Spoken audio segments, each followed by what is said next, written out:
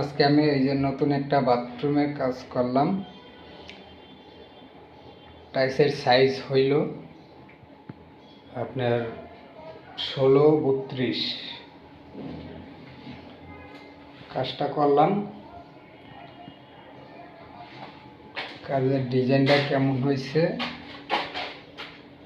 একটু আপনারা কমেন্টে জানাইবেন।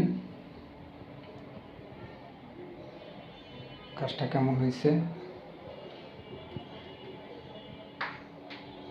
ভালো লাগলে সাথে থাকবেন। আপনাদের মাঝে যেন আরও ভালো ভালো ডিজাইনের কাজ নিয়ে আপনাদের মাঝে উপস্থিত হইতে পারি।